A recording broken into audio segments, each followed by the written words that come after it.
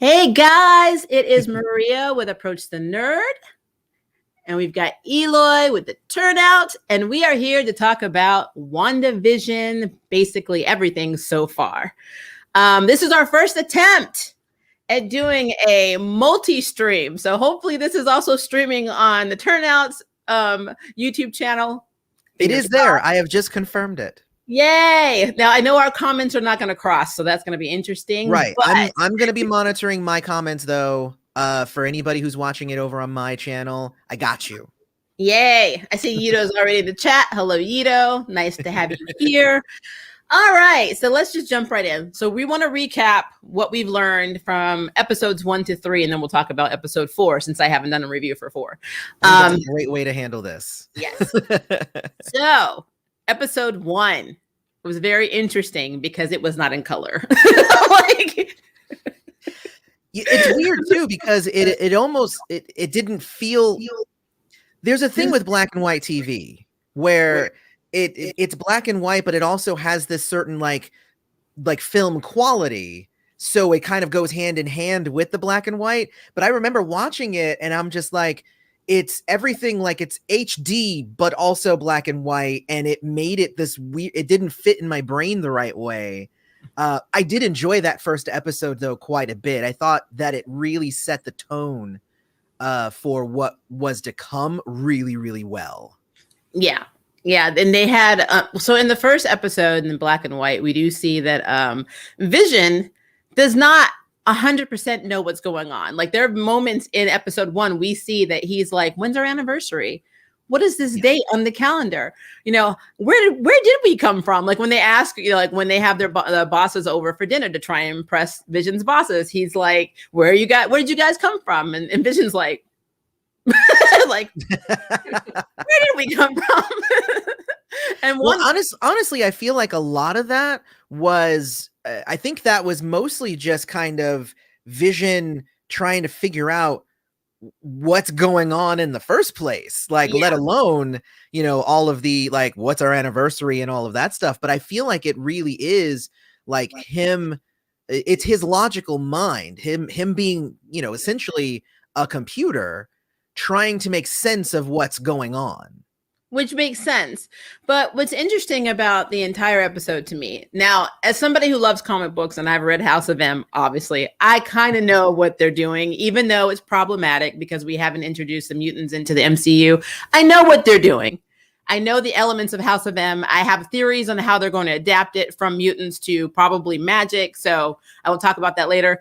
But what's interesting to me is if you've never read the comic book, if you just went by Wanda's expressions and how she was talking, especially during the dinner when their boss was basically saying, "Why can't you answer? Why can't you tell me where you came from?" And then he starts to choke.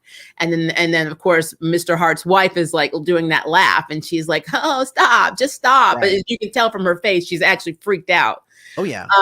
It wasn't until Wanda looked at Vision and said, "Help him," that that you can really tell Wanda's doing this. You can tell that she's doing something. Yeah, I think that's the thing is like, I feel like it was a huge moment in the show. I'm jumping ahead a little bit, but in episode 4 where they go, "It's Wanda's doing it all." But I was like, as viewers, we kind of already knew that. Like, yeah, I mean, if you've never read House of M or any comic books and you were just going by the MCU, you could still tell that Wanda she was doing something.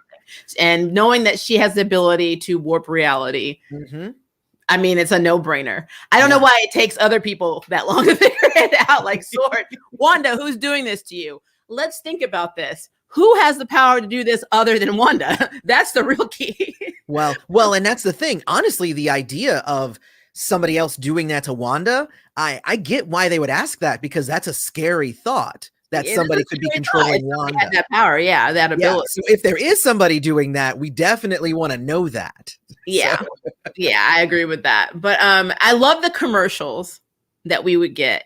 You know, and like, and one of the theories that I read, because I try not to read reviews until I do my review. So I was looking at this review, and one of the YouTubers that I watched said that they thought that the two people that we see repeatedly, because it's always the same guy and the same woman, are probably her parents, which I guess I could see because we never got to see her parents in the MCU. Like when they introduced them, you know, in the Age of Ultron, we never got to see what her parents looked like. We only knew that they were killed by Stark Tech, and that's why she had a problem with Stark.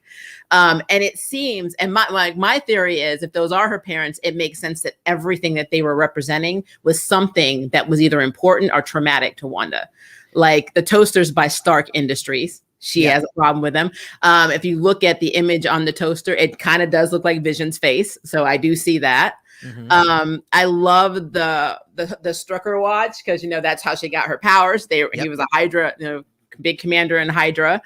Even down to the freaking the Hydra bath soap, which is so Agents of S.H.I.E.L.D. That is so, that's so very Tahiti. Yes. That was Tahiti, and the episode where even when Coulson was like, "Oh yeah, I don't use their soap. I make my own because it's not safe and we're being brainwashed in the soap." So like all of that stuff is traumatizing and has significance to Wanda. So when you look at it from that. No, you're right. Let's stay on the commercials because I don't want to jump around too much. And there's actually, I feel like there's a lot going on in the commercials.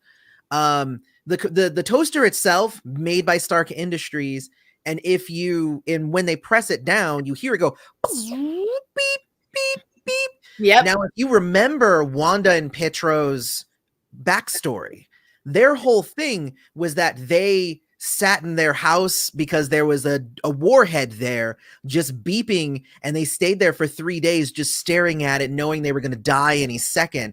That's what I think that toaster is, and that's why it made that particular sound, because that's the sound of a bomb ready to blow up. And it had Stark Industries logo. And it was a Stark Industries toaster. Yeah, absolutely. Like every commercial has significance that way, even down to the watch. I mean, I have a feeling that that's what, you know, he wore when he was experimenting on them. That's probably something she always saw was the watch. So all of that has significance. Well, the thing about the commercials is all three so far that we've gotten has been about time. They've all implemented this thing that's always kind of like, so the first one's like, you know, it doesn't take any time at all for the toast to come up. Like that's kind of, you know, a non sequitur. But the second one of time, the third one of time, all of them are kind of like saying a little bit like, don't worry about time. Like it's not important. Just stay where you're at. Don't forget about the future. Forget about the past. Like just stay where you're at, Wanda. And I feel like that's what's happening. Go ahead. Because you said that, something just popped into my head. The toaster, it being a toaster is also significant because what happened to the parents? Oh yeah. They were toast. Basically, that's interesting. That is interesting. Yeah. I mean, you can just sit here and psychoanalyze the commercials all day because which is exactly what we're going to be doing. Yeah. But I honestly, if those are her parents, then it makes a lot of sense that they would be the ones doing that because again, I had always thought from the very beginning that this was her kind of locking herself into a reality that she is comfortable with. So images of her parents probably put her at ease. But then there's all these real world kind of things coming in and invading. And that's why it's not just her parents, it's Hydra bubble bath. It's not just her parents. It's a Tony Stark toaster, you know? So the other idea that I've also heard, again, I try not to watch too many of, spoilers and stuff, but another one of what I've heard is that those two people in there might be agents for either Hydra or for AIM that were part of whatever happened that caused all of this. Well, see, and I thought because AIM is a technology like terrorist group, right. So I thought that the gentleman that came up, with the bee catcher or beekeeper suit on was definitely AIM because if you look in the comics, that's what they look like they wore. Right. Beekeeper outfits. So in episode 4, jumping ahead, when we see that it's just a guy, I think his name was Fred or Frank or something like that. He's a sword, literally the beekeeper guy in the credits. So. Yeah, well, didn't you think it's interesting that he's an agent of sword, or it could have been FBI. I'm thinking sword. Right. Crawling down, and the moment he goes through her reality shield, he becomes the beekeeper. It's almost like what we were talking about before, how all of the actors' names, and then we're jumping ahead because I just need to make the point of, I think you even told me that the actor names we see on the board are all crew members. Right. All of the real names for the characters in the town. Right. They're all people who work on the show, which was real. I thought that was a nice nod to the people working on the show. Which I thought, I like that idea. The only weird thing is when we go back to a certain character named who played Anya, Dottie. She played Anya in Buffy. She's married to Phil, and Phil is married to Arcana, and Arcana is Sorceress. And so the reason that we probably don't see two people on that board, which turns out to be Agnes, who everyone and their mother thinks is Agatha Harkness, which would make sense in House of M. And of course, Dottie, is because Dottie has the ability to manipulate magic. And Agnes was on the board. I didn't see her. I did not remember seeing Agnes on the board. I'm pretty sure Dottie is the only one that's not on the board. No, I did not see Agatha at all. I'm actually looking to go back and watch that because I thought I saw her. The interesting thing about that though is that because the big thing with, I guess we're just jumping ahead. We're jumping ahead. We'll jump around a lot, people. So sorry about this. This is how our brains work. But in episode 4, it started off as a missing persons because Agent Wu, who is awesome, I love him, he is trying to find somebody that he had in witness protection in the town of Westview. And now all of a sudden, no one even remembers that this person exists. And I think that might even extend to even Wanda. And that's why they don't write her up. Like, she's not on the board. I think she is the missing person. Now, I don't know what that means. It could be she's a missing person because she's Arcana. That sounds like a really good guess from Maria. But I think it's Arcana. I mean, her husband has the same name. I mean, it would just make sense that is who that, and it would make sense why when the radio when Jimmy was trying to talk to them or reach them through the radio right after the planning committee when they're talking about the talent show. I think that was an episode 1 because that's when they did the magic show. That she kind of snapped out of it and was like, wait, where am I? Who are you? What is this? So I really believe that that she is Sorceress, and I believe that Agnes is Agatha, only because if you go by House of M logic, when those babies get devoured by Mephisto, which is probably what's going to happen, Wanda's going to lose her crap, and then Agatha's going to have to erase her memory of those babies. Yeah. That's the only reason I think that's her whole purpose. Yeah, I didn't know the actual House of M story, but I have definitely heard a lot of people talking about Mephisto and that he's coming because that's the storyline they're doing. And I'm like, okay, well, I mean, but also the MCU knows how to take certain storylines and twist them just enough, because I don't know necessarily that the MCU is ready for the Prince of Hell to come into the show at this point. So I don't know. Maybe it is. Maybe we are mentally prepared for this, but I feel like that might be a jump too far because we're talking about, this particular storyline.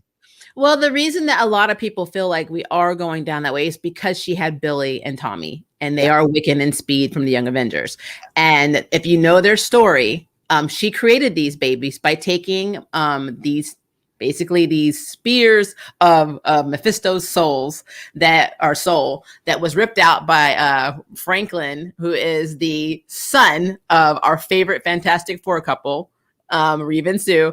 So when Reeve and Sue's son actually approached and they had this big battle, he separated it. And so I don't even know why Wanda even did this, because if you look at MCU, we haven't had the Fantastic Four unless when we get them introduced into the MCU, it's a backstory, which would make sense, I guess. True. Here's an interesting thing that, because I know a lot of people have been wondering about Quicksilver, and I even see it in your comments. Somebody's asking, is there any indication that Quicksilver is going to come back to WandaVision? Well, here's the weird thing. Vision does not have super speed, but he has super speed on this show.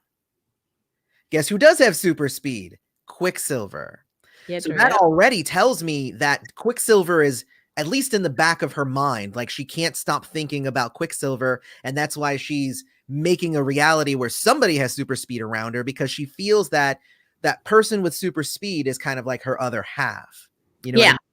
So Like anybody who's going to be with her has to have super speed, obviously. Otherwise, they're not soulmates. So honestly, I think that right there, I feel, and I have no inside information or anything, but I feel that some episode in the future, that realization is also going to come to Wanda, and she is just going to rip the idea of super speed from him and recreate Quicksilver. I think they are definitely bringing Quicksilver back to life with this. And it also helps that one of the twins is Speed, and who also has super speed. It's like one of her, but at this point, like they're babies. So yeah. Well, and that's the thing. When Mephisto devours them, they do get recreated, and then they become who we know as Wiccan and Speed in the Young Avengers. So it's a very crazy process, but Mephisto is going to devour those babies. And it's going to be really painful to watch. Like, I'm just saying, as a mother.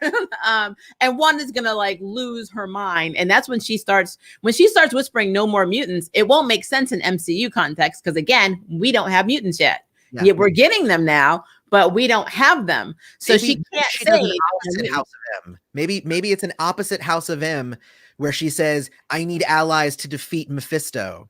And then it creates mutants.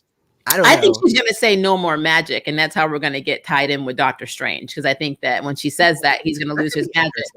Yeah, because there's a comic series when he loses his magic, and then he has to fly. He literally gets into, I want to say it's one of Stark's super jets or whatever, super plane. Yeah, I think it's a super ship, and just flies off, and he goes and he meets all these people. He goes and sees Skrulls. He sees all these different aliens, all these magical races, and he's like, teach me magic. And the only reason that I feel that passionately, and I've said this in my review, is because they're introducing America Chavez, and America Chavez is from a reality called the Utopian Parallel, where they are magic based. So it would make sense if that's what she did, but I mean, she cannot say no more mutants. It would not make sense. It would make no sense. She could say no more Inhumans, and then that would make me sad because I like Inhumans. But, did they? I can't remember in the MCU. I don't think they call them metahumans because I know that's something that they do in Arrowverse in the DC world. I don't think they do that in the MCU. They don't do metahumans. Yeah. So the only thing I can think of that she would take would be magic.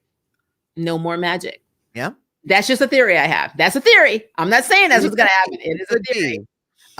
So I mean, going back to the show, I guess, and that's weird, right? Because it's hard to have a conversation about the show now without discussing episode 4, because episode 4 illuminated so many things about so revealing. So it's hard to. But if we just backtrack. And let's continue talking about episode 1. So episode 1 was your classic Donna Reed, Dick Van Dyke show kind of setup, where they have to entertain the folks, and that's actually where you get your first taste of like Vision with super speed, where he's typing really fast and he runs across really fast. He runs across the room really fast, and I remember watching it and I'm just like, but he doesn't have super speed. They do the phasing thing, which makes sense. He does have that. But yeah, there wasn't that episode though was more for setup. The only thing that really brought anything new to life was the fact that at the end, you had the husband choking and she said, Vision, help him. But it didn't happen before she said that. And then after it was done, everybody forgot that it happened. Yeah. And I could already tell that it was a Stepford thing, mind control sort of thing. I was like, how can anybody watch that episode and not know that Wanda's controlling this whole thing? But I digress. The other thing that I thought was very interesting, again, because you get this a lot during the show, is that Vision's mind is trying to figure out a way out. And that even happens in that episode, where, Vision's just like, but what do we do here at the company? Oh, we process charts. But what is it about? It's about exporting and importing. But I, as a computer, I do not understand what is happening here. What is the actual purpose? Right. And he does that through episodes 2 and 3 as well, where he's trying to figure it out. And every time he does, Wanda resets, because if he figures it out, then we have to leave, and I don't want to leave. Yep. So, and then at the end of episode 1, where the beekeeper, who we thought was AIM, who quite frankly could still be AIM. I'm holding out hope that maybe they hired AIM people to help. But so when she looks at him and says no, and then everything reverts, and then everything's in color. It's like she shifts worlds.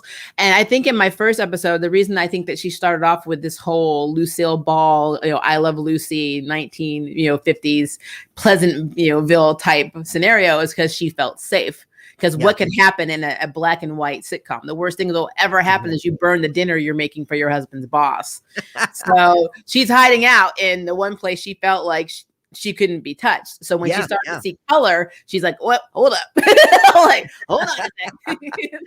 Well, and that's honestly, I thought that was really cool because I feel like the interference from the outside is what's starting to kind of break the illusion for her. But that's the idea that everything that goes in gets warped and taken over. From the drone to the helicopter, from the hazmat suit to the beekeeper outfit, but even Monica into now I'm forgetting her name, Geraldine. So now and then Monica becomes Geraldine, and it's not that she's pretending to be Geraldine, she becomes Geraldine. And that's where you then get to understand, like, wow, I get what's happening here. And the thing that Vision said, like when he was saying like, yeah, it should totally be Billy, after Shakespeare, the world is a stage and the people are all players. And I'm like, yeah, just like Wanda's doing to these people. Like, it's all in there. Like there's so many little Easter eggs that if you pay attention to like every line of dialogue is so revealing. I was going to say, as a queer person, it's also funny that one of the twins is gay, and comparing the Shakespeare is really funny because of what the stereotype is for acting in theater.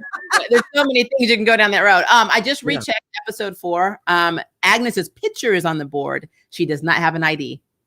Okay, but her picture was there though. Okay. So they can't place her, and then they don't have Dottie at all. And they don't. And what's interesting is they don't have Ralph. Which one's Ralph? Agnes's husband. Oh, well, but we have not seen Ralph. Well, one of the theories is that Ralph is Mephisto. See, and okay, I get that. My theory is that the caricature that she's taken on, because there's actually, if you watch a lot of those shows back then, there was always that character who you never met their husband, but literally her entire job was to come in and say a derogatory joke about her husband. That happened a lot back in the day, but you didn't necessarily need to see the husband, because honestly, if you see the husband after knowing all of these negative things about them, you're not going to like them. I like the idea of that her husband Ralph has like it's Mephisto or whatever, but I also am of the idea that character doesn't actually need to have a role cast. Yeah. You know what I mean? Yeah. Like that's one of the running theories I see a lot of YouTubers do. But I will say personally, when I heard the devil is in the details, that kind of, them putting that Easter egg in there, like potentially being, he's the devil of Marvel. So I could definitely see that being a hint to him being. And also I want to point out that the episode that had Emma Caulfield in it, who played Anya on Buffy and plays Dottie on this show, was also the episode that had the bunny in the episode. And for anybody who is big Buffy buffs like me, we know that Anya had, an antagonistic relationship, let's say, with bunnies. So having a bunny in the episode that she's introduced, I thought was really fun. But as a quick tangent, I just want to say, if Emma's watching this one, hi to Emma. But I actually really like her. I got to meet her a few years ago at Dragon Con. I was a guest there. She was also a guest there. And I just ran into her. I was like, hi, I'm a fan. And it was really funny because she asked me like, what's your name? And I said, my name's Aloy. And she, we kind of had a quick conversation. And then when we ran into each other the next day, she said, oh, hi again, Aloy. And I'm like, oh, Emma Caulfield remembered my name. And it was kind of one of those moments for me, because I always loved her on Buffy. And honestly, to see her in this show makes me love it even more, because it's already somebody that I like. You know what I mean? Absolutely. I think if she's revealed to be, Sorceress, it's going to be very cool. Oh, yeah. But I just thought about something else when I was thinking about Agnes. So you mentioned the bunny, and she has a cat familiar in the comics and not a bunny. So wrong pet. That probably is intentional to try to throw us off. Yeah. But now it's making sense too, because Agatha used to be the governess for Franklin Richards, who is, of course, the one who separated Mephisto's soul in the comics. So it kind of, to me, it is like more of a hint towards it definitely being Mephisto, because there's so many things that are being creatively hinted at that making that true. But the birth of the twins, for me, I already knew. I mean, I had a feeling we were doing a House of M anyway, but I had a feeling that them having the twins, I'm like, yeah, they came out of I don't even know the whole House of M story, but I knew that they had twins in the comics. So I was expecting the twins to come out of it. Here's the interesting thing. I think we were talking about this before, because we were wondering like why all of this is happening and why, Agatha is there in the first place and all that stuff.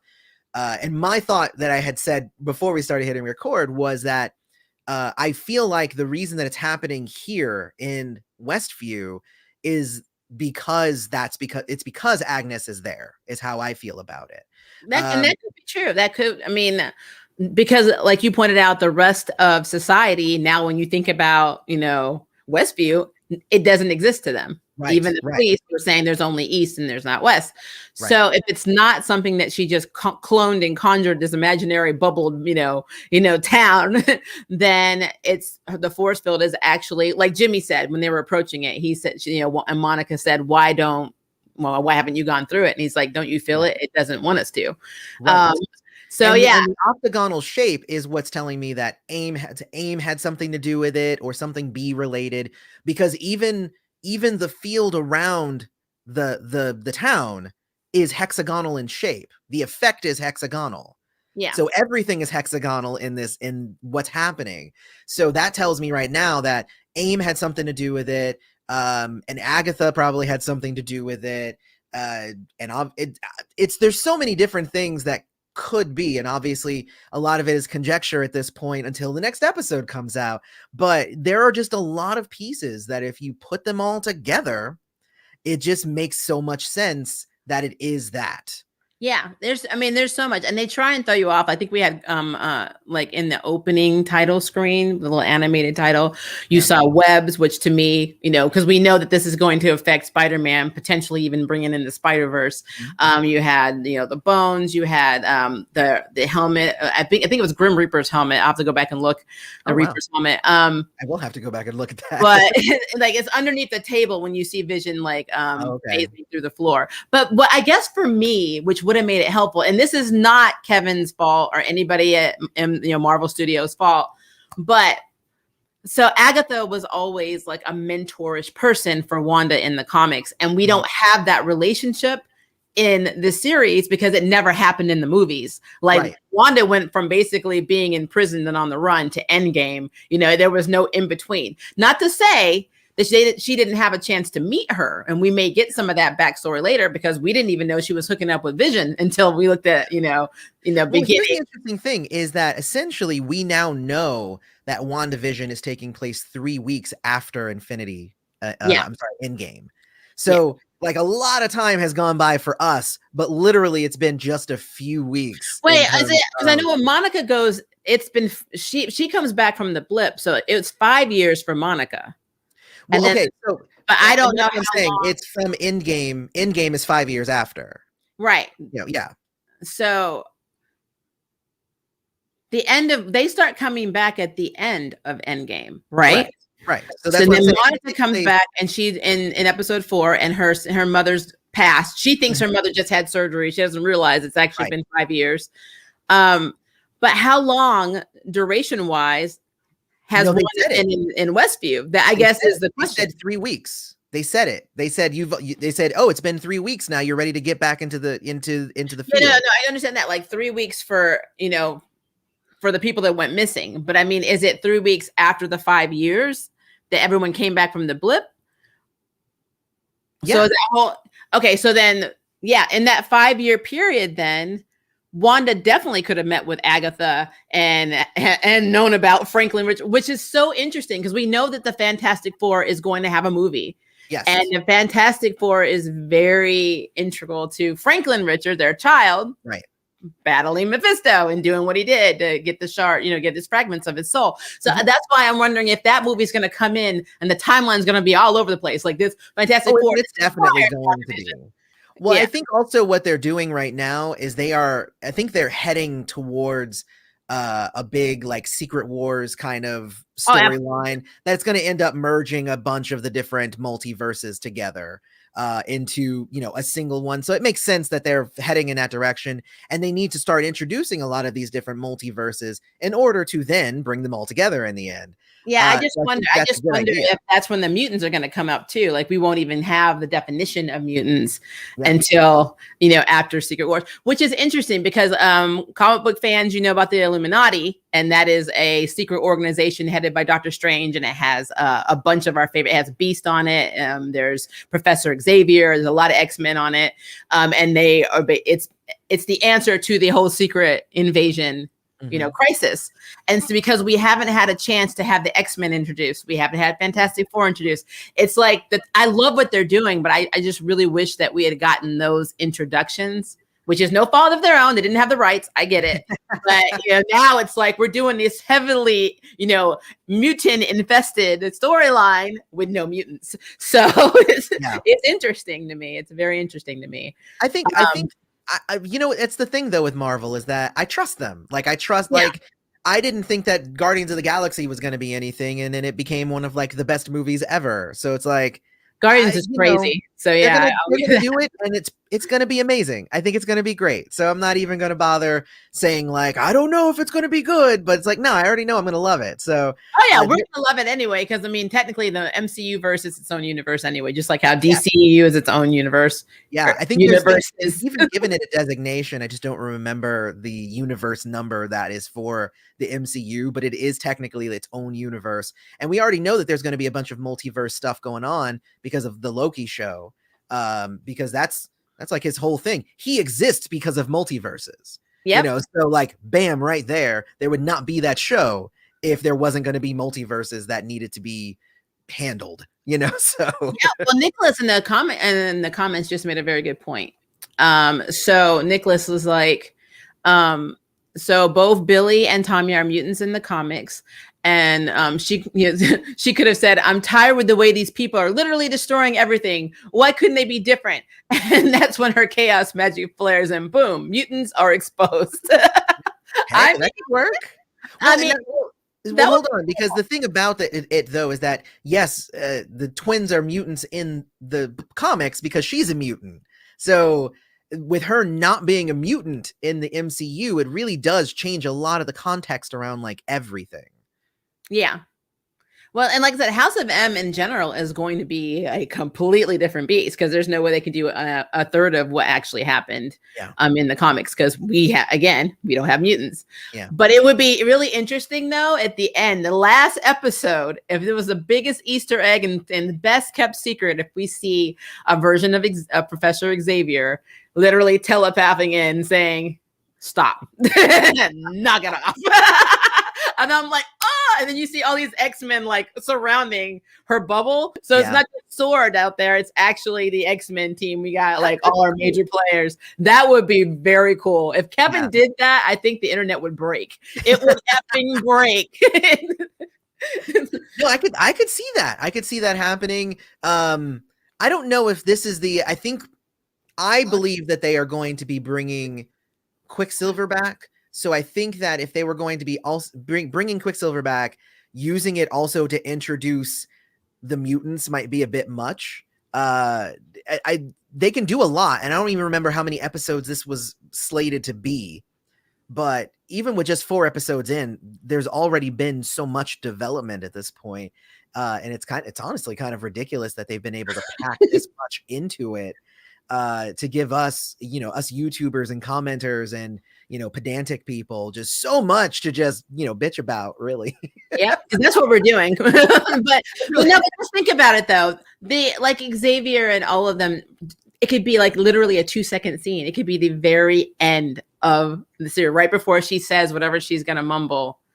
And they're there. They just take like a little cameo, and they're like, "Stop!" And you see all of them, and then you see her whisper, have a close up of her mouth, and that ends the entire series. And then we get picked up again in Doctor Strange. Okay, so that would be very cool. So here's how this could go down. Is that Doctor Strange starts jumping around the different multiverses, finds some mutants, and brings them back to our universe. And then they try to help Wanda. She says, no more mutants. And then they're all gone. And then Doctor Strange is like, oh, man, I just went and got them. Yeah, because we do know that Wanda is going to be in the Doctor Strange movie. Yeah, we know that for a fact. We do know that for a fact. There's just, I'm really curious how they're going to introduce America Chavez, because again, being from the Utopian parallel, it is a reality unaffected by all the other crap. Well, I think the fact that America Chavez has a punch so strong she can punch between realities, they can introduce her at any moment. Like literally, like she runs away from a wrong punch and boom, she's in a movie. Like she runs away from home. If you haven't seen my spotlight video, I recently did one on America, so it's on here. But she runs away from home when her mothers sacrifice themselves to save her home. But then it made Utopia is literally utopia. There were black holes that were threatening to destroy her world, our universe, and they sacrificed themselves to seal it. And then her parents literally spread their particles throughout all of the multiverse. So her mothers really are everywhere. But she does have the ability. She can punch or she can kick through different, star-shaped portals through reality, all over the multiverse. And I love the star shapes too. It's like bam, whoop, yeah. Whoop, whoop, whoop. And like everybody was like me. I love the whole relationship between Kate Bishop and America Chavez, because I love how they banter in the Young Avengers. It is so funny. Even in West Coast Avengers, they crack me up. But Maria, I just got a question in the chat. It says, isn't America basically a Latina Superman in a way? They are. Well, and a lot of people have a problem with her backstory because she's not of Earth.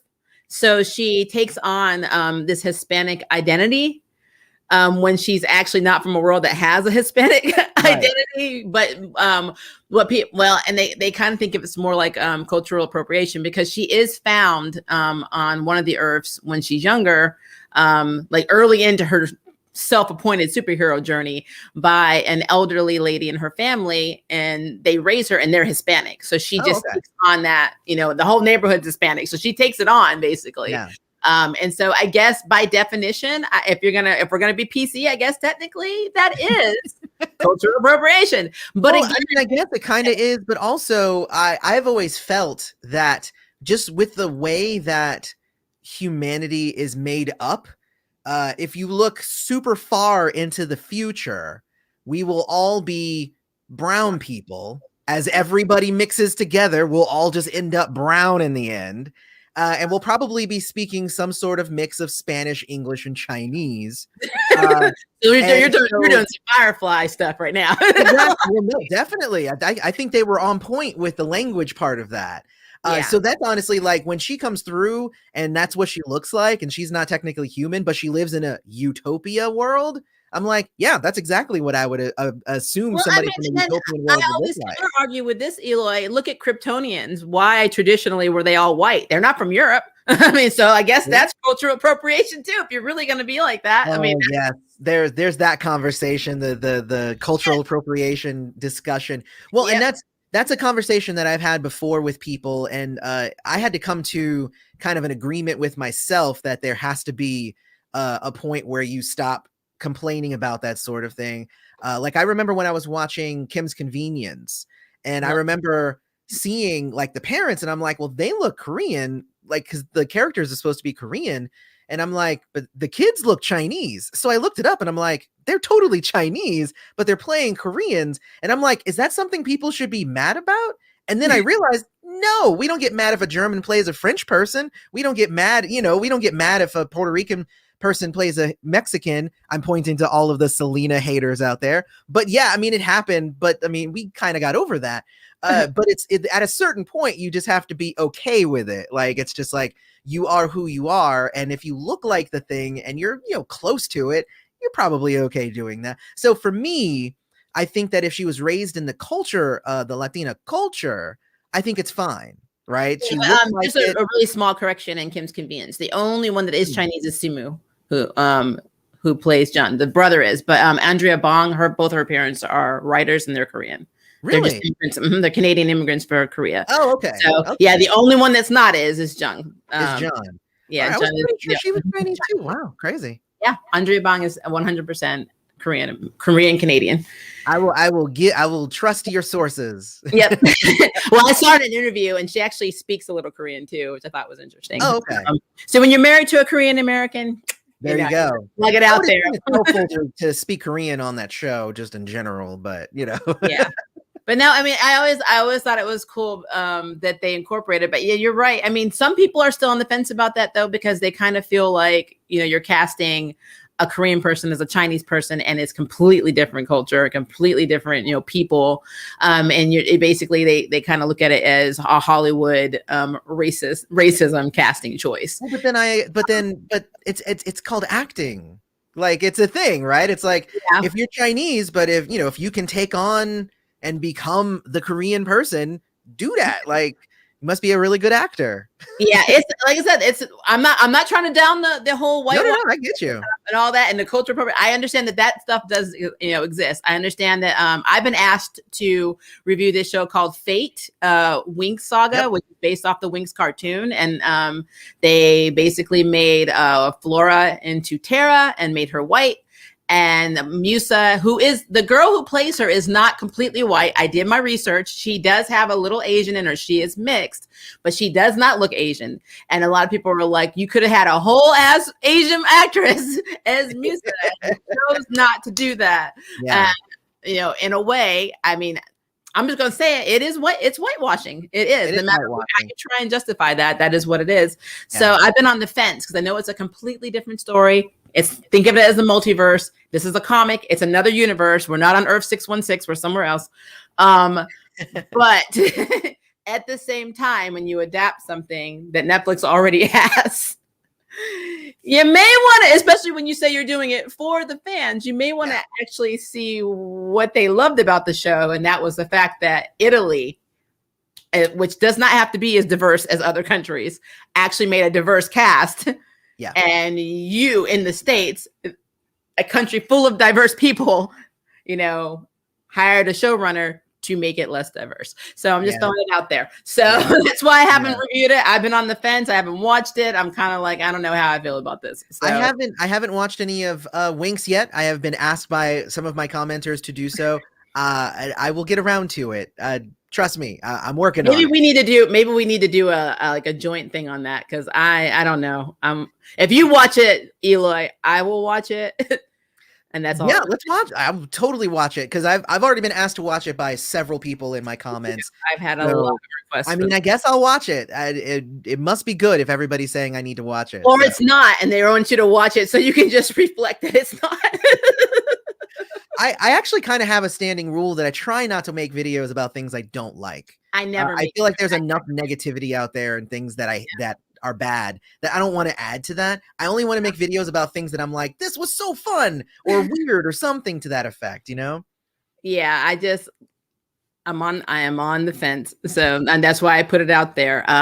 Like example, I do a Nancy Drew review. I'm probably one of very few that do. But the series so far, I'm only going into episode 3, and Wednesday I'm already annoyed. So I haven't made my episode 2 yet because I'm annoyed at what's happening. Yeah. And it's more of a writer's room thing, not the cast. So I'm over the fence. I'm going to have to talk about it, but it annoys me. Back to WandaVision. I'm sorry, guys. I know we're going to I have a video that I want to do with you too. That would be really fun. But yeah, back to WandaVision. Yeah. All right. So.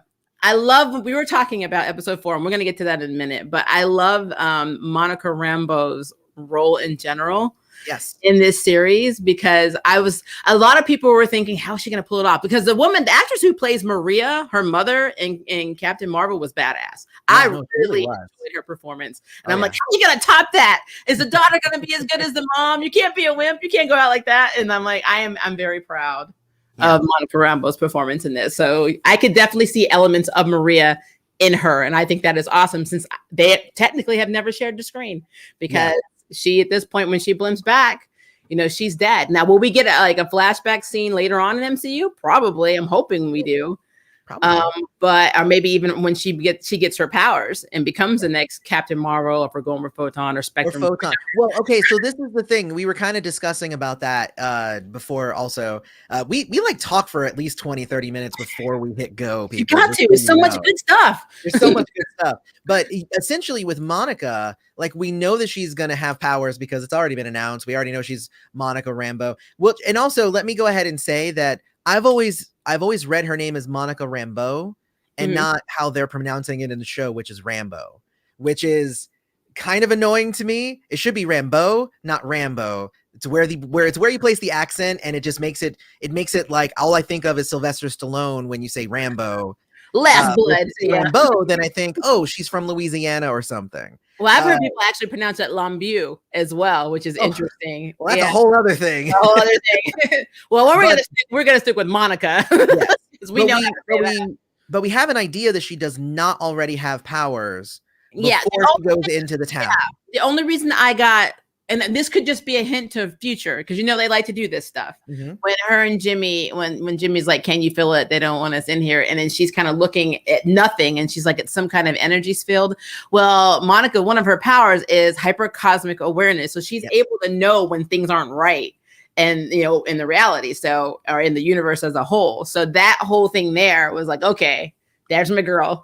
But and then of course we already talked ourselves out of that theory because then when all of the other military stuff, when they all show up, it's like, oh well, they all know it's there too. So I guess it's not that super special. My original thought was that it was people who had been gone from the blip knew it, and that might apply to Monica, but not necessarily to Agent Wu, because it seems like he's been on the case for a while, so he didn't seem like he went away with the blip. So it could be that he's a member of the Atlas thing that you were telling me about earlier from the comics. Again, I don't know that part of the comics there, so tell everybody here. Jimmy Woo. Okay, make this short because Jimmy Woo, he is so cool in the comics. No shade to the actor playing him in the MCU. He's adorable. He's funny. He's charismatic. I like him. But Jimmy Woo, he is literally the future head of the Atlas Foundation. This man, like, let me put it this way. Not only is he a descendant of Genghis Khan, he actually has his family within the Atlas Foundation created his own freaking supervillain, Yellow Claw, because they wanted to make Chinese people more popular, because nobody would accept that a Chinese person was a superhero back when Jimmy Woo was introduced, which is true because he's been around like a while. And so Yellow Claw was not a villain. They made him a villain to make Jimmy Woo look better, so they would accept him as Atlas's leader, and that's how we get like G-Men that come around. We have different story arcs that Jimmy's involved in. Actually, with Secret Invasion, which is why I'm glad we're seeing Jimmy, because 9 times out of 10, because he was heavily involved with the Secret Invasion, we're gonna see him in the Fury show, which is also very Secret Invasion themed. But I mean, there's just so much to this character. And when people talk to him in the MCU and they talk to him like he's an idiot, it drives me nuts because he is super smart and he has like this supernatural ability to like, think of Coulson being tortured in Agents of S.H.I.E.L.D. He has like that superhuman willpower. That is Jimmy Woo. So anybody like talks to him, he's just like, you can't feel too that it could be even kind of a Clark Kent sort of thing. Yeah, I'm hoping it's a facade that he's just putting that out in the universe. Like, this is his pretend self. Yeah, that would be cool because then we would get a lot of cool characters if the Atlas Foundation is introduced. So I'm really hoping, because we have Jim Woo, period, that this is the road that we're eventually going to take. Yeah. But yeah, it drives me nuts. He's so cool in the comics, and I'm like, you don't talk to Jimmy Woo like that. What the? But I don't see them introducing the Atlas Foundation, I would say, anytime soon, because they're already having to get rid of kind of S.H.I.E.L.D. in our mind and replace it with S.W.O.R.D. It would be a lot of legwork for them to be able to introduce S.W.O.R.D. and the House of Atlas at the same time. I think they're going to take their time with that. So I think he's going to continue being a clueless FBI agent for at least a little bit longer. Yeah, and the thing is, he may not be at all. He may be like in the comics at one point, he has like this school or like this training camp, which people assume he's like training other Atlas agents. He could be doing that on the side already. You know, everything he's saying, you know, I was born here and I just traveled and I like to, you know, watch TV and I have my TV. There's like the whole boring, you know, run of the mill good guy. Like Jimmy Woo right now could be in a 1950s sitcom and there would be no difference in his personality at all. So, but I think that actually just be the facade he's putting out because he is doing all this cool stuff behind the scenes. And I love what Ito just said, introduce White Fox and Crescent. Yes. I mean, all of these cool characters will be brought in by Jimmy Woo. And the MCU would be better for it. So I really love he's in this. I'm just hoping that they use this opportunity because I have more faith in the MCU right now than I do with the Arrowverse or CW verse or whatever we're calling the verse. I lost all faith in that a long time ago. I still had hope. I mean, I like Black Lightning. There are a few shows. Stargirl wasn't too bad, but like I really need them to utilize Jimmy Woo more because I feel like this is how we're going to get all the cool. I mean, if I see Silk just swinging around because she has worked with the Atlas Foundation, you know, that would be extremely cool. But I don't know. Here's the reason why I think you might be on the money here with Silk. Okay. And this is completely tangential, but I play a game called Marvel Puzzle Quest. I have a whole channel about it called MPQ Mastery. Go check it out. I play that too, 4 years in a row. Yeah. But here's the cool thing about it. The newest character they just introduced this week, Silk. And they normally release characters in conjunction with new things that are happening in the MCU. So now that you just said that, that tells me that Silk is likely coming soon in some form or fashion. I will be so effing happy. I also have a spotlight video on her. She is one of my favorites. I have to go watch it because now I need to know. They made her really great in the game. I'll just say that. She's wonderful. So now I have to find out more about her. But yeah, but they do a really good job of releasing characters close to or around when things are happening in Marvel. Because they have contracts with Marvel, so they know stuff that's happening way before everybody else. That's true. So well, then if we get another Monica, then an Asian Monica, then that would be Monica Chang. And Monica Chang is Nick Fury's ex-wife, who also took on the mantle of Black Widow. Oh. So we'll see. Like all of it can be tied in together. We'll see. So I mean, here's the thing. So going back to Monica, do you believe that now she has powers and she will have powers going into episode 5? Because what I saw was that she went in with no powers and she came out glowing with energy.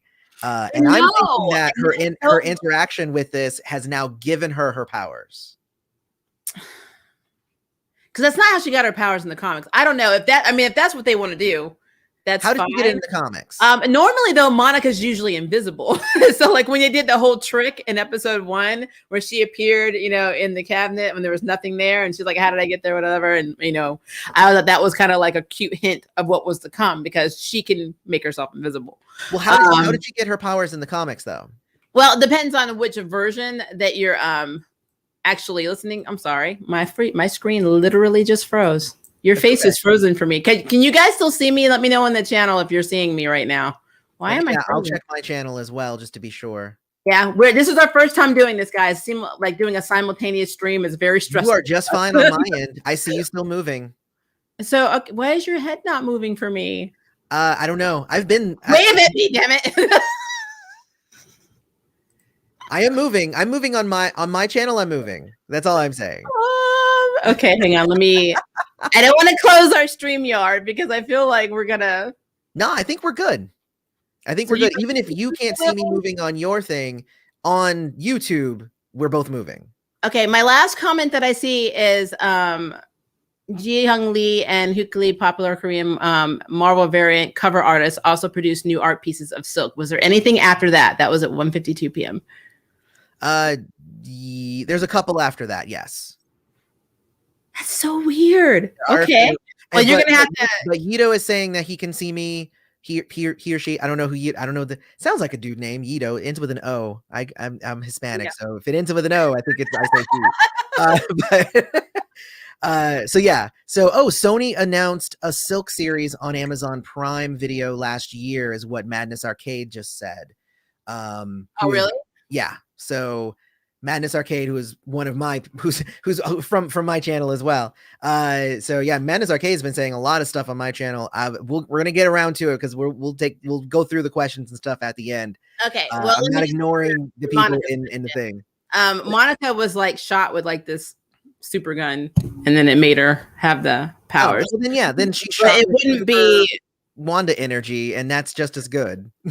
I mean, but wouldn't she have powers similar to Wanda then in that? Because in scope, instead of having, I would say not, because photon power, light powers that she has. Here's the thing, because she was hit with a very specific type of energy, and I would say that since it has to do with energy fields and all that stuff that's happening right now, then she would get hit with that type of power, which is kind of what she does, like kind of what you described to me. Yeah, it's back. I see it. Yay, you're moving. I'm so happy. Keep going. But here's the thing, though, is that like, whereas anybody who has had some of the other, like, Infinity Stones, Doctor Strange had the Time Stone and he could kind of go through time and all that stuff. Vision had the Mind Stone and could, I guess, shoot lasers, because that makes sense for a Mind Stone. But but basically, Wanda has been able to show that she can not only control the stones, but she can mimic abilities from all of the stones. So that's kind of the thing, right? Is like, even though she was, she got the power from, I believe it was the Mind Stone. She actually got the power from the Mind Stone too, the same stone that Vision has. So in MCU. In the MCU, that's what we're talking about. Yes. Yeah. So in the MCU, that's where she got her powers. It's the same one that Vision had in his forehead. I'll say had. But she's also been able to do things with time. She's also been able to do things with reality. She's also been able to do, so she kind of has access to all of the abilities of all the different Infinity Stones. So True. That would tell me that if she needs to bring Quicksilver back to life, sure. If you're interacting with her energy in any way, there's a chance that you could become something. Like I almost would say, like, she needs to just stay away from people because she can't fully control her powers. Who knows what's going to happen to any of the people in this town after the effects wear off?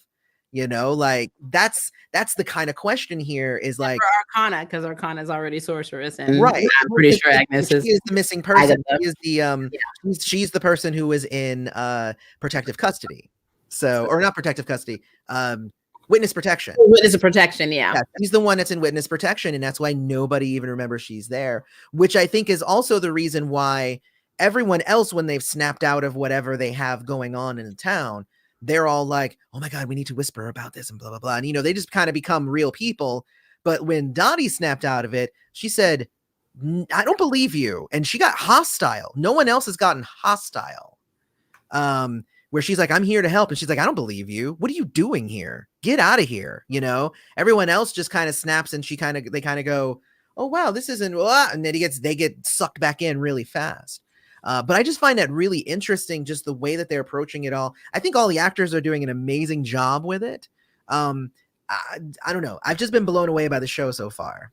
Yeah. I think I love all the mysteries and the Easter eggs, and everything still points. A majority of things still points to the fact that Wanda is traumatized over having to kill Vision, him coming back, and just to die again, and then her brother dying, and what happened with her parents. Like, all of this stuff is so traumatizing that it's leaking into her utopia or her Pleasantville experience, which is why when it went to color in episode 2, that made perfect sense. She's like, I was thinking Pleasantville. Yes. Yeah, she's like, I can't be in Pleasantville, so how about we get out of there, have some color, and let's try the Brady Bunch. Yeah. Well, but here's the thing about kind of the way that it's progressing and whatnot. I feel like it's definitely going towards a House of M sort of thing. Obviously, I think we're going to learn more about Agnes and who Dottie is, and all of that, fun stuff. Maybe Silk will be in there somewhere. Who knows? Oh my gosh, that will also break the internet if Silk starts swinging in. As long as they don't have the problematic storyline between her and Peter not being able to keep their hands off each other because they were bitten by the same spider, and their spider pheromones make them unfortunately horny for each other. That will drive me insane. But that aside, because if we are doing Spider-Verse, there's a good chance that that's where we'll actually see Silk, is in and probably Miles and Miles. I mean, if you're Spider-Verse. bringing the other pair, like if you're bringing Tobey Maguire back and Andrew Garfield, then 9 times out of 10 you're doing Spider-Verse. Exactly. So yeah, I'm completely okay with that. But yeah, if they have Silk swinging through Westview for a second, the internet will also break. Like, because I don't even think they've done an actual casting call for this character, which doesn't mean they haven't, because sometimes they put dummy names up. It could be Girl B at the hot dog stand, and maybe they didn't even do a casting call. Maybe they found the exact person they needed and then they just hired her. Like, who knows, right? Yeah. And also, I think that Colleen Wing should show up on this show just because I love her so much, and they have the rights to do it. So I want the white fisted Iron Fist to show up on WandaVision for no reason. That's what I want. I'm wondering if we're gonna have Agents of S.H.I.E.L.D. or like AOS at any point. Now that we have Madness Arcade was saying that Agents of S.H.I.E.L.D. has been trending a lot lately because a lot of people are trying to give it another shot because they have enjoyed WandaVision. The thing about Agents of S.H.I.E.L.D. is that I feel like the MCU as a whole gave up on Agents of S.H.I.E.L.D. a long time ago. And Agents of S.H.I.E.L.D., if you've watched season 7, they exist in a different parallel dimension now at this point, different timeline.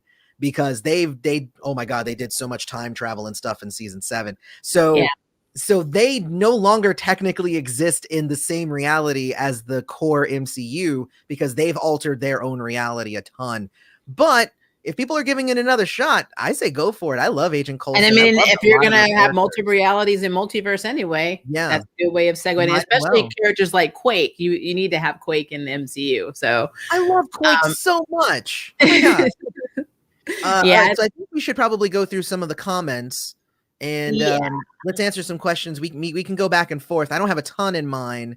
I think you have more in yours, but we can definitely my boys Nicholas and Yito are very talkative. I love it. Yes, actually, Yito was really cool and came over into my chat box. I appreciate the support there.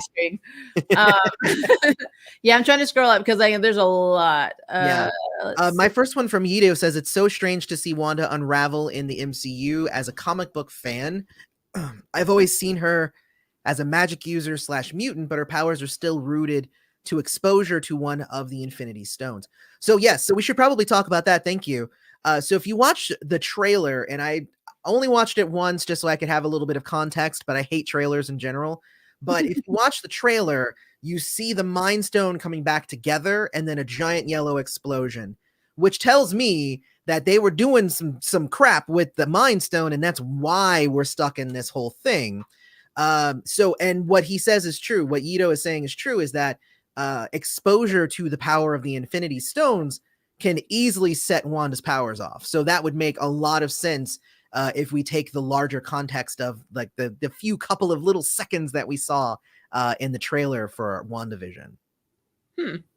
Yeah, I could. I mean, that's a better explanation than most. Like, I've heard some crazy theories. Like some people think this is a simulation, that it's not, and none of this is actually happening. No. Here's my thought process. Is that Wanda was so heartbroken, and the reason that I feel that she's heartbroken, because remember, if she didn't get blipped, and we know for a fact that she was not blipped, right? Mm-hmm. So she's just been around for 5 years, just mourning. She finally gets the chance to get revenge on Thanos, and she wasn't strong enough to do it. It ended up having to be somebody else to end up taking Thanos out. So she might just feel just defeated overall entirely just because of that. Because the thing she most wanted to do, which was to take out Thanos so she could get revenge for the love of her life, she couldn't do it. So if she was going to do that, so she might just be like, well, then I have all this power. Let me see if I can rejoin the Mind Stone. And what she probably did was enlist the help of her beloved mentor, Agatha, and probably they came up with some sort of spell, a combination of Infinity Stone energy and magic in order to make this happen, which might involve Mephisto at some point. I guess we'll see, because that's the thing about magic, is usually you have to pay a price. So the thing about this is that you're mixing now different kinds of energy. Yeah. which can have lots of different repercussions. So what I see is that they were actually able to rejoin the stone, thus bringing Vision back to life. But in the instance, now everybody's kind of locked inside her mind because, again, it's the Mind Stone that they brought back. So that's been my running theory, and so far nothing on the show has told me that I have been wrong. You threw Mephisto in there, and I didn't.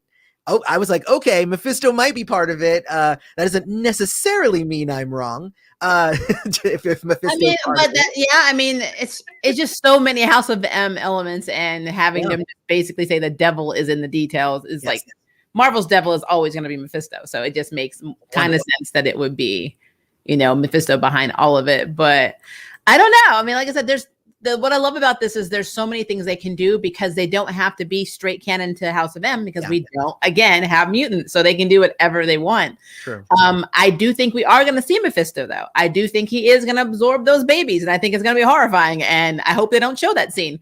They just imply it because that's creepy. So, and my request of Marvel is that if you are not going to bring back the Netflix MCU characters, then David Tennant needs to play Mephisto. Because he would just be amazing. I just love David Tennant in general, but I think he would do really good as the devil. I'm looking at some of the comments right now about Monica.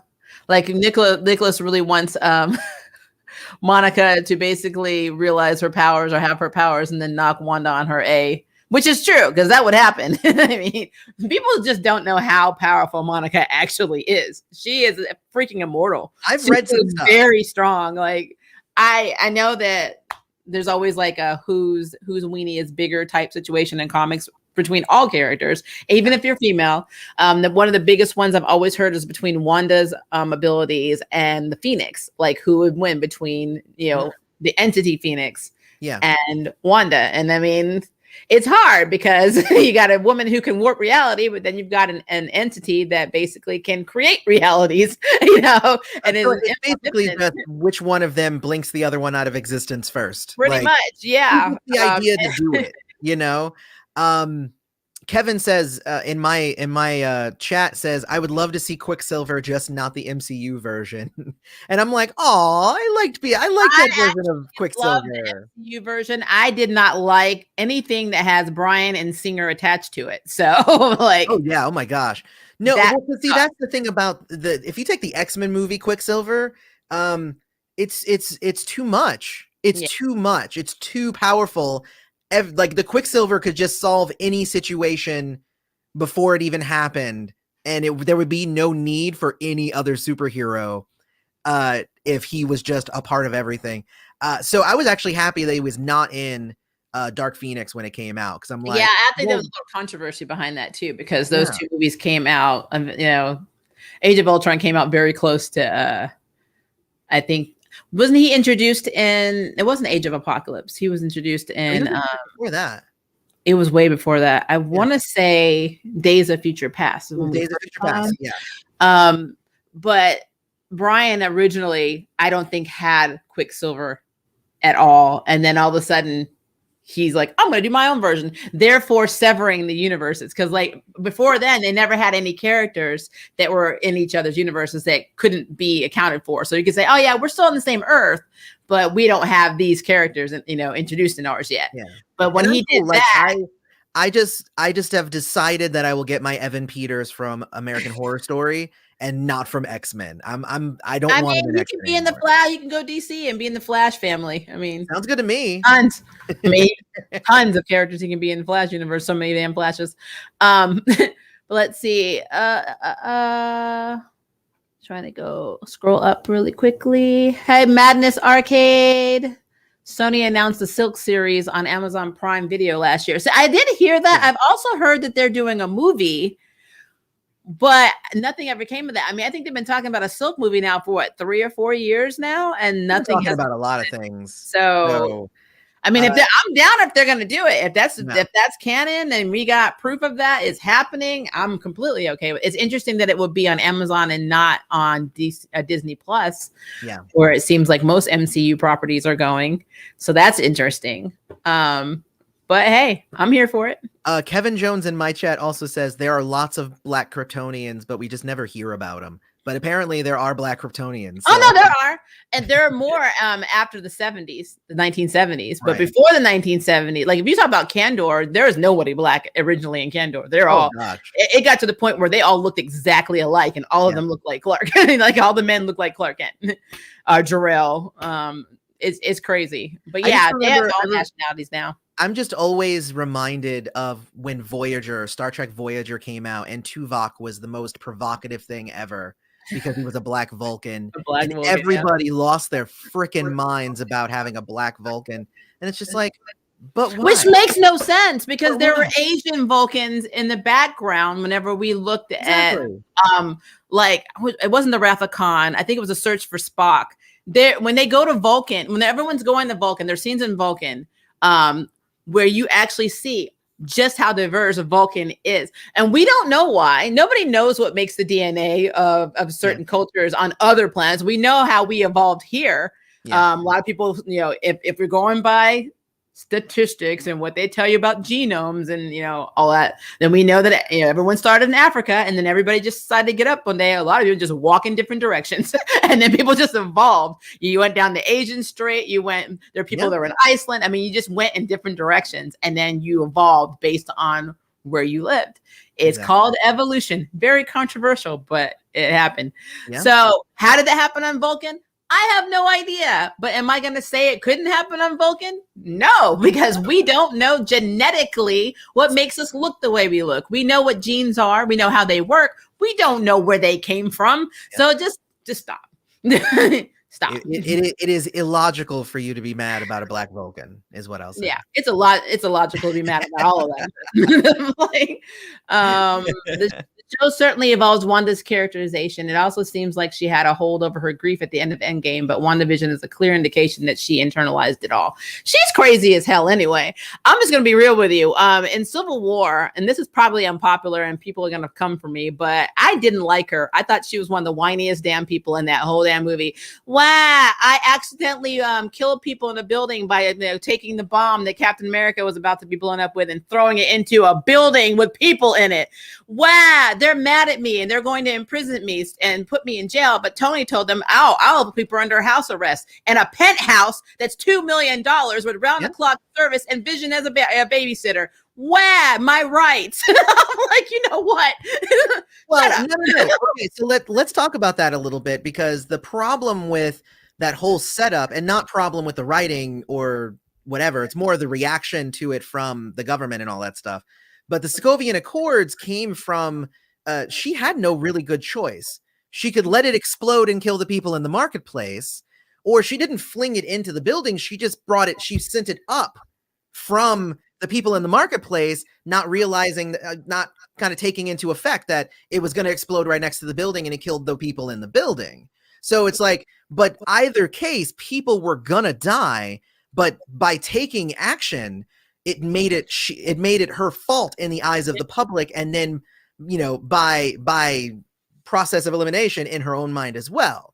So she kind of got convinced that it was her fault, even though technically, had she done nothing, people would have died. Because she did something, maybe fewer people died, because that marketplace was bustling. So, I think that it was definitely the right choice for her to do that, and she tried to help people. But I think that that's more the conversation of, what it is to be a hero. And like from the very beginning, that's been kind of her arc, was like, what was it to be a hero? Off as a villain and not a hero. And that's the thing in the comics, though. I've never seen Wanda as a superhero. She's just not. No, she's an anti-hero. She's I never not. really saw her as a villain either. Yeah, she's on the gray line. Yeah, She just I mean, her exists in dad, that gray area. Like their she's just dad is nothing. Magneto. I mean, like they don't. As a matter of fact, there's one version of the comics where Wolverine is their dad, and he walks in on the twins going at it. So I mean, Yeah. very problematic storylines. But So Madness Arcade said Cindy was already in Homecoming, so she exists in the MCU already. I guess that's talking about. Is that talking about Silk? yeah, Cindy Moon is Silk's Okay. name. So it says that Cindy Moon I have has to go already back and been watch Homecoming then, because Homecoming. okay, Madness, what scene was that?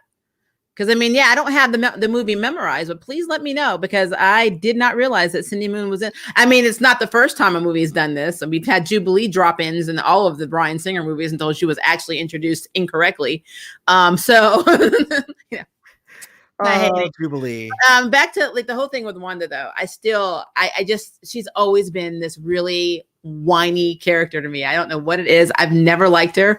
I didn't really prefer her in the comics. As a matter of fact, in the comics, she's one of the most hated mutants, or she's not even a mutant now. She's one of the most hated characters by other, mutants and other, super powered people in all of Marvel comics because of House of M. They haven't gotten past that. They're not letting that shit go. So she's not somebody that anybody likes. So well, I think too that might be why obviously a lot of the changes that have come in the MCU is because they want you to like Wanda, I think. I mean, yeah, I will say that I like Elizabeth Olsen. I still am she's not doing an amazing job. I'm just not a Wanda fan. I'm going to be real. I love Vision. I'm just not a Wanda fan. So even if Wanda were to explode, it would not mean anything to me. So it's just what it is. So I'm really watching WandaVision for Vision and for the House of M references. And I actually want to see how, if it is Mephisto, how they're going to make Mephisto look, because he's not the most attractive character on the planet. So I really want to see how they manage to pull off. Will he be CG? Will it be like, how they made Thanos with Josh Brolin's facial features, but kind of like CG'd? I'm really curious to see how they do that, because that would be interesting. Very interesting. Okay, so real quick, I guess I can't share it with you, but she's there. She is like the Asian girl. I don't even remember her. Let me see if I can look that up too. But we're not using OBS, we're using StreamYard, so we can't actually go and share screens that I know of in StreamYard. Right. So let me see if I can. We can within StreamYard, actually. Here, hold on. You can figure that out. That would be awesome. Was she in Far From Home, or was she in? No, she was in Homecoming. So she's one of the mathletes. So she's in the elevator. She's at the end. She's like as part of the mathlete meeting. So she is one of the mathletes named Cindy. And she is in. I'm looking at her IMDb. She's in a bunch of the scenes. She's the Asian girl in a bunch of those scenes, but her name is Cindy. Now I'm noticing that she has not been cast as Cindy Moon. She is just Cindy. So that doesn't mean that she's not just another Asian girl named Cindy, or she might be Cindy Moon. Who's to know at this point? So I guess I need to see if Tiffany Epinson is actually Korean. It says that she's Chinese. I believe so. She was born in Linjiang, China. Tiffany Lian Esperson. I think a lot of people will be very upset if that turns out to be Cindy Moon. It might be. Yeah. But then again, you have to go back to being mad about Kim's Convenience because the dude ain't Korean. Yeah, so. Simu's not. Simu is Chinese. Yeah. But it's just, I think for her being the first Korean character in the Spider-Man universe or Spider-Verse, that is a big deal. So I think if they did cast a Chinese actress for that Korean character there, they would have issues. Maybe. And I think in the chat here would probably explode, being he is also Korean American. So I could just see the flames coming up. So be better, Marvel, be better. But yeah, that's cool. So if that is her, I mean, at least that's probably something like a little homage to the character. Yeah, she's not Spider, she's not Silk or in Spider form any, nothing. She has no real connection to Spider-Man either in this movie, since she's just a background character. But I would be interested to see how, because it had to have happened. Her origin story is she got bit seconds after Peter did. at the same, when they were going to the to Oscorp to go see like the scientist demonstrations of the spiders and all that. We know the story. It's been done so many times, so we know how Peter got his powers. But she was like 4 or 5 people down from him, and so when it hopped off his hand, it bit her on the ankle. And then she has very different powers from him. So, and she actually does have organic webbing because they gave organic webbing to Tobey Maguire's character, but now Cindy actually developed those, Oh, that's cool. And her story is interesting. Her story is very interesting. I will have to watch your video on that.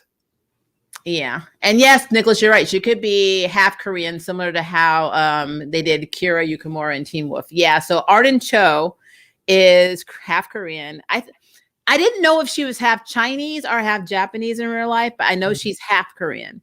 But she actually normally is cast outside of the Teen Wolf as a Korean character. So if you look at her IMDb, she usually portrays Korean characters. Gotcha. And she speaks Korean. So that's during my with my own spotlight video, she was the one I thought would be a very good choice for the character because she's also a martial artist in real life. Her whole family took martial arts since she was little together, so she can fight. She'd be easy to train. I think that she'd be a very good fit for the character, and she looks young, even though I really want to say she's 29 or 30 now. She looks a lot younger. Maybe the next. Since they actually technically kind of already have a Cindy in there, maybe she'll be in the next Spider-Man movie. Who knows? Yeah. But I popped that up there for you, Nicholas, just so you can say I'm not ignoring you. Okay, here's Madness Arcade says, I don't think that they'll add Mephisto. I feel like it'll be too confusing for the casual audience. Which again, like I get that idea. That's kind of why I'm like, if they're already introducing S.H.I.E.L.D., they're not going to do House of Atlas as well. If they're introducing this, they might hold off on that because they have already a history of doing kind of incremental introductions of things. So it would be interesting if they did just throw it in there as just like a complete curveball, like, and just stuck with it and said, nope, Mephisto's there, suck it if it's too much for you. So I guess that's true because if we look at Endgame, we didn't have Warlock, and Warlock was very instrumental in dealing with Thanos. I thought Adam was going to come because they already hinted at Adam. They showed it. I thought he was going to be there. Yeah, at the end of I think it was Guardians 2. We saw Guardians 2. I was so mad. I'm like, Adam's coming. Nope. Like, no, exactly. we're just gonna create our own version of time travel with our own rules to make everybody's head hurt. Like nothing you learned in Back to the Future or Doctor Who even matters. There's no consequence to time traveling. You're fine. It's completely it's not fine. So here's a follow-up though, is that Madness Arcade says, I can't see Wanda replacing the brother she has a strong bond with another Pietro. It would feel disrespectful to Pietro's death. So what I will say is you might be correct there, unless they actually are introducing Mephisto into it. In that case, there might be a mingling of dark powers that might bring not a new Pietro, but the actual Pietro back. It's not creating a new one. It's the same one. I mean, that's true. He does have power over life and death. I mean, look at the whole, I'm not going to talk about the series from Spider-Man that I can't stand where he saves Aunt May's life by retconning Peter Parker and Mary Jane Parker's marriage. But it shows just how powerful Mephisto is. And I could see him doing that. I could see him bringing back. He could even do it as a trump card to get his soul pieces back, which are the babies, saying, I'll, you want your brother back? I'll give you your brother back. Give me the kids. I could see something like that happening. Hey, that could be interesting. Yeah.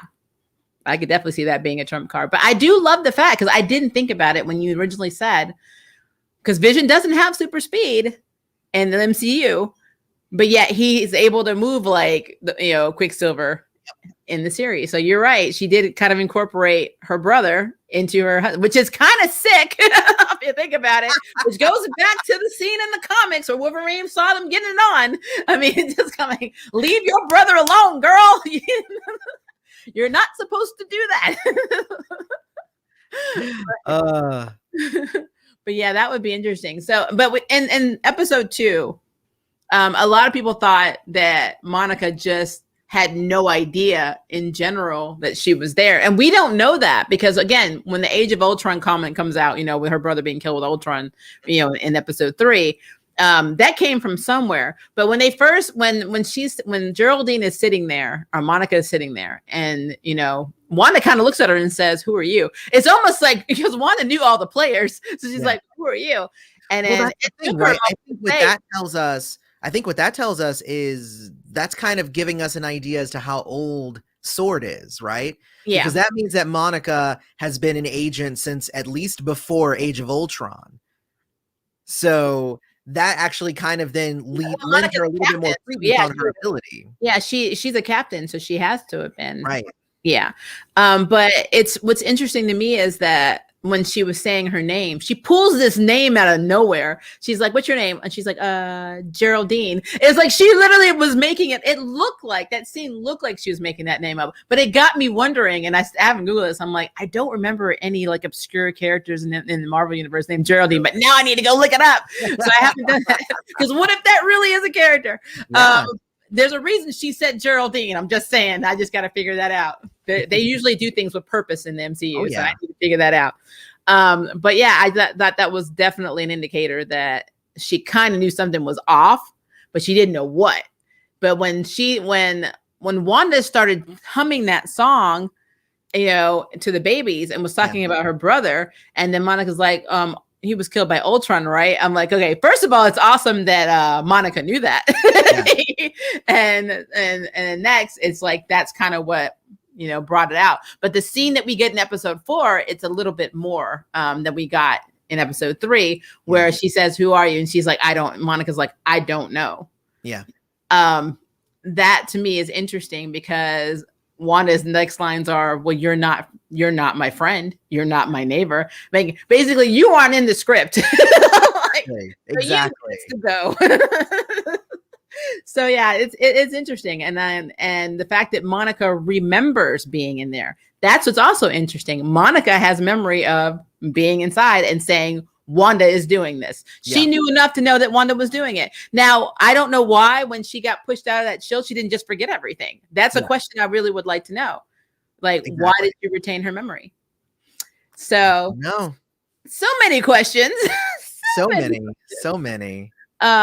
But yeah, so episode 3 was interesting. So we got the whole revelation. Those babies though were delivered really effing fast. The whole pregnancy was extremely fast, which is why I was like, I understand this is a TV series, at least from our perspective, because they're watching it on television. But that was really, I mean, she was 4 months pregnant, then she was 6 months pregnant, then she was going into labor, and it was causing her powers to go on the fritz. Yeah. So and that's why you had Herb, trimming the trees and then trimming the wall, and it's because her control of them was also kind of getting like messed up because she was pregnant. The whole birth of the kids, like they came out clean. That's a sitcom cliche right there. That every time you would, there's always the whole giving birth when there's no doctor and not in a hospital thing. And then they always come out like squeaky clean, like, nah, babies come out way dirtier than that. But it's not supposed to be real. It's just supposed to be, what it is for TV. Yeah, they just said, I love that there were no umbilical cords, especially with twins. It's like, oh, okay. But the question here is whether or not the babies will continue to rapidly age. So if they rapidly age, then they might be 4 in the next episode, and then they'll be, 10, and then, whatever. They could be whatever ages, whatever's going to fit into Wanda's. So that's going to be the next question is, are they going to remain babies within this reality? Yeah, that also be a very good clue into House of M and which direction they're going to. Yes. Because if they do age, so there's a good chance that Mephisto will not reabsorb them, and then they'll just go on to become Wiccan and Speed and the Young Avengers that we know of. If they are absorbed, they still get recreated. They get recreated again. Right. And become essentially the same people. And, they don't talk about their mother and father, but we know that they're Vision and Wanda's kids. Right. So it could go either way, but I do think you're right. If they do age them, then that means that Mephisto, because I'm not saying Mephisto wouldn't do it, because Mephisto doesn't give a crap about anybody, but it makes a bigger impact for him to absorb the babies than to actually absorb the teenagers. Especially if the teenagers are annoying, just take them. So yeah, that would be interesting. Yeah, but let's talk about Darcy. So Darcy, Dr. Darcy Lewis is Dr. Darcy. I'm so happy she's back because she was the comedy relief from the Thor universe, and that's what I call it, the Thor universe. All the Thor movies that she had the same hat, not hating on her. I love my beanies, so I'm cool with that. She had on her bright lipstick, not hating. I mean, the only difference now is she's a lot more confident, and she's like, "My name is Dr. Lewis." Not Darcy Lewis. I'm like, okay. But then I think when we were talking before the stream, you pointed out that means she could not have blipped out because I don't believe that she blipped. Yeah, exactly. Yeah, she had to get her PhD. I think she was an intern for Jane Foster in the movies, but that does not necessarily mean she graduated from grad school or that she had her PhD yet. But at this point, she's an astrophysicist. So all on her own without Jane Foster. So that to me is very cool. I don't know if she's going to be in the new Thor movie. Well, I mean, and I honestly, I feel like just introducing, I like the fact that they're bringing in characters from the other things to be part of this. I think the only thing that I think confused me and might relate to something that you were saying before, like with the House of Atlas, and it might give a little bit more background to Jimmy Woo, was that when they were looking at the screen, she was just like, "Is that her?" And he goes, "Yes, that's definitely her." And like, "And he's dead, right?" And it's just like, "Yeah, he's definitely dead." And I'm like, all right, well, like logistically from the movies, I know why Darcy would know those things, but why would he know those things? So then that's a whole other question there. Because Jimmy Woo is with the Atlas Foundation already. What it is, it might be a whole background thing that we just don't even know about. Because the only interaction he has had is with Ant-Man. Yeah. Up till now. So why would he know anything about who Wanda and Vision are? That's true. That is very true. And I love that he was assigned to Ant-Man. Yes. Oh, I love that whole thing. But then when I think about it, you got somebody who can slip out at any time, use a suit, it can get by you at any time, and then you send somebody who you think is, one of the most, incompetent agents. Because I mean, the way they talk to Jimmy is that he's not very competent in some scenes. But yeah, I think that he was assigned because they knew he could handle it. Like he works for S.H.I.E.L.D. He worked with Nick Fury in the comics. So, I mean, it's not like he wasn't just a standard FBI agent. He goes on to work for S.H.I.E.L.D. All of this is training for his real role being the new leader of, the Atlas Foundation. So there was one theory that I had heard was that somehow Jimmy Woo is going to end up distracting Wanda with a card trick. That's what I've heard, because he was trying to learn the card trick that Ant-Man was doing, and that it would just be a fun callback if he distracts her with a card trick, which obviously she has real magic, but it would be like, I know magic too. Hey, look at this. That would just be a great. That would be like the finish. They wouldn't even need to do anything else with him. Like, that would be the conclusion of his storyline, is that eventually he learned how to do a card trick. I mean, I can kind of see that. That would be, yeah. Well, I know that the Atlas Foundation was heavily involved in the Secret Invasion. So at this point, Jimmy Woo can really do anything. As long as they tie him in. That's why I really believe they're going to take his character and he will be in the Nick Fury series, since that's basically what Secret Invasion is going to be in, or at least the main star of is going to be in Nick Fury series, which makes sense because of the Skrulls and the Captain Marvel movie. But yeah, I'm really curious if he does the card trick. That would be very interesting, especially the reasoning behind it, because he is a very different comic character in the comics. Oh yeah, most definitely. So I don't know. I'm excited that we potentially can get the Atlas Foundation, because again, that literally is a caveat to a lot of very, very cool characters that could be introduced in the MCU, and some of them all at one time. Like, I would be happy if he rolls in with G-Men. That would be cool to me. But we'll see. We will see. I mean, we just talked for about an hour and a half about the first 4 episodes and more. So we have more to talk about going forward, honestly. Well, our theories, which we have been kind of touching on. Like, if without knowing House of M, just break down what you think is actually going on in WandaVision. Well, yeah, I mean, I think I did already, but I'll do it again real quick.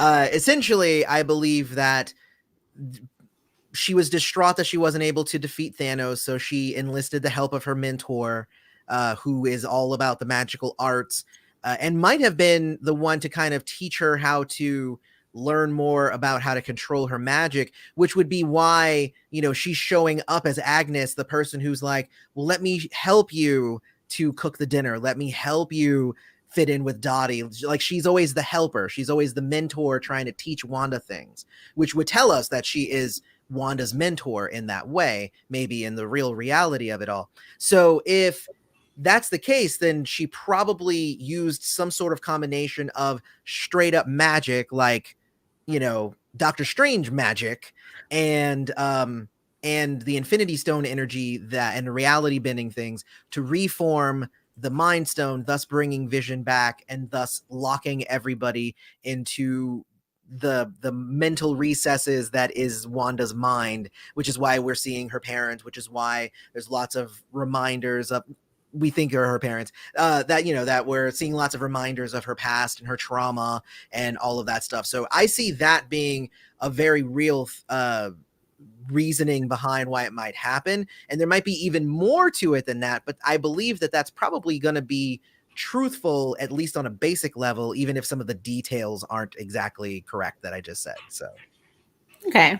So I also wonder, because in the comics, Agnes is a lot older. She's elderly. Yeah.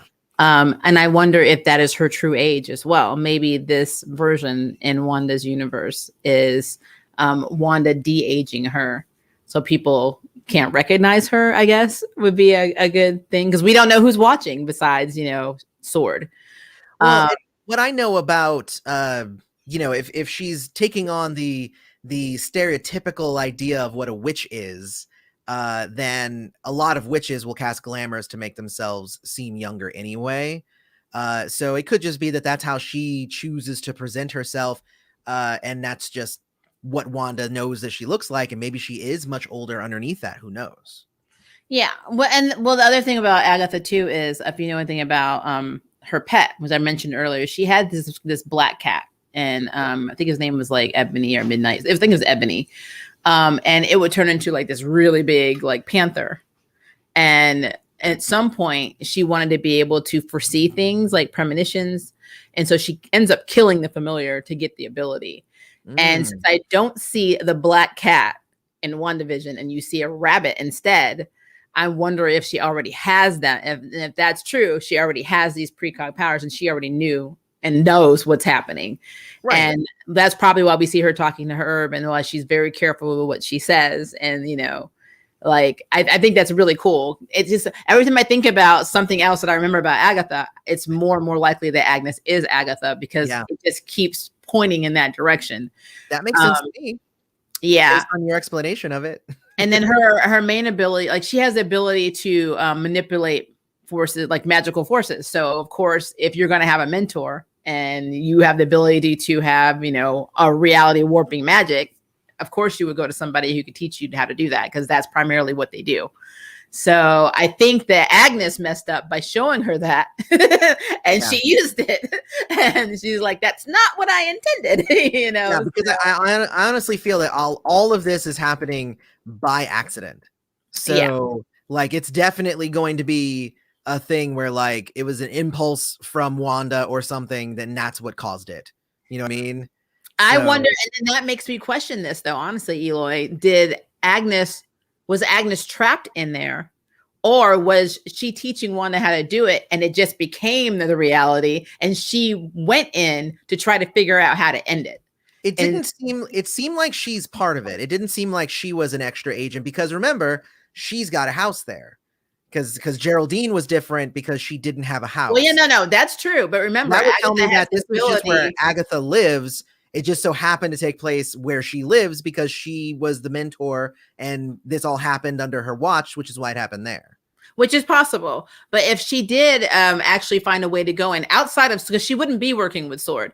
So if she did find a way to go in after her pupil, she also has the ability to manipulate magic. So if Wanda's casting reality magic, she can manipulate it to make a place for her in that reality. So that could be another, you know, her being in complete control of her own faculties and saying, okay, I need to figure this out because this girl has swallowed the Kool-Aid and she's taken it too far. So I need to go in and try and figure out how to get her out, you know, but you can't just tell Wanda, because I mean, if the love of your life, Vision, is back alive, and you're happy and you're having your babies, you're going to fight like hell, you know, to not give that up. So it could be Agnes is literally, you know, trying to figure out a way out of it. And I think that would be very cool.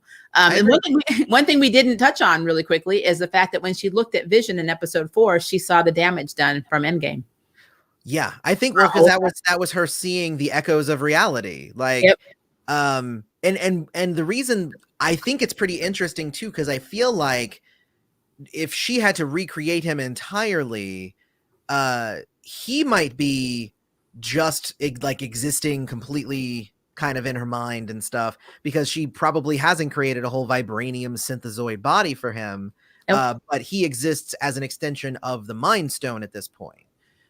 So that would be my thought there, which would be why if she stops concentrating for even a second, then she's seeing the dead Vision. The other option there would be that the dead Vision body, because, you know, even after he was killed, the body was still there, that that maybe they had the body as part of whatever ritual they were doing, and she's literally animating like his body, his dead, like that's his corpse walking around, and it looks great because she's making it look great, but it really looks just like that. It looks gray and dead. I can see that. Well, and see, with Vision, we can do whatever, because the actual Vision was created by Pym, was not created by, you know, Stark and our favorite Incredible Hulk scientist, Bruce Banner. So like they had nothing to do with the creation of Vision in the comics. Yeah. So I really would love to see, I don't know, there's so much they could do with that. One of the reviewers I watched recently thought because they undid everything with the snap, or just brought everybody back, that maybe Vision came back too. But I don't know if that would be possible considering the circumstances of how he actually was destroyed. So I don't know. I don't know either. I don't know. That is it would be interesting if Vision actually is really out there. Yeah. Well, and like I said, if nothing else, his body is walking around and is talking, and it's kind of creepy when you think about it. Well, Yito had a really quick question. Do you think Scarlet Witch could recreate Vision as an actual human? I don't think she has the ability to recreate people. I think she can warp their reality, but I think we will see the limitations of her abilities in this series. I feel like if because she's already really showing a lot of power that she didn't necessarily have before, but I think she's growing more and more powerful. So I would say if she's able to recreate Quicksilver, then recreating Vision is no problem, but also vice versa, because I feel like all of this was an attempt to recreate Vision. So. Oh, Yito just had a point. Jamie Braddock, Elizabeth Psylocke's British Psylocke's older brother, has the same reality warping ability, and he used his power to bring back Elizabeth's twin brother Brian, who is Captain Britain, back to life in Excalibur. Yeah. So if they're going by the same rules, same universe, then technically Wanda should be able to do that too. There you go.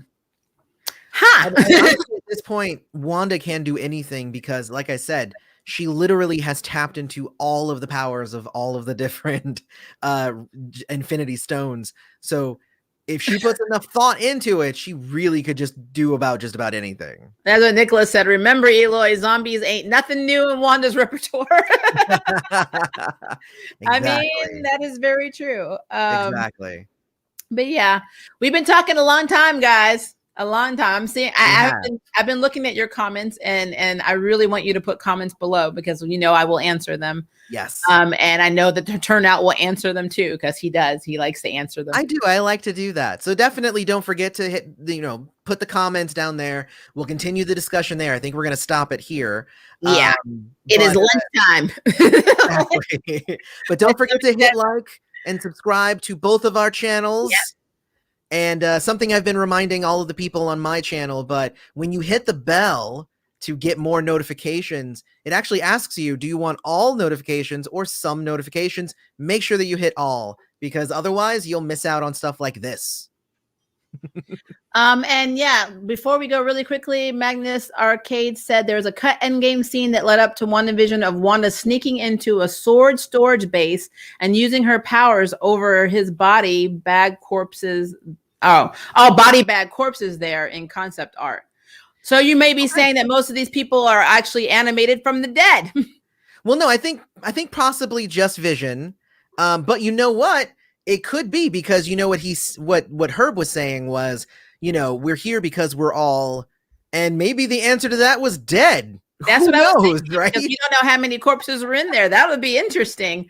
Exactly. Okay. But so yeah, what Madness Arcade is saying is that is a cut in scene that was that they had concept art for, but they never filmed it, I guess. I'm not exactly sure, but it was an idea that they had. But it's good to know that exists out there, and that would explain how she might have his dead body. Well, and then that would also explain why that scene was cut, because it's a spoiler for WandaVision. It would totally spoil it for WandaVision. Yeah, good job, Madness. I'm very excited for that. Good job, Madness Arcade. All right, guys, we love you. My stomach said you don't have to go home, but you can't stay here. So we will do another live stream in the future, I promise. And we will definitely do more collab videos. But yeah, thanks for spending your Sundays here at the Nerd Stream. Make sure to go to the turnout and subscribe. If you haven't subscribed to me, subscribe. We post videos all the time. And actually, my charm video will be out tonight because I am a glutton for punishment. But we love you guys. We will talk to you later. Bye. Bye, everybody.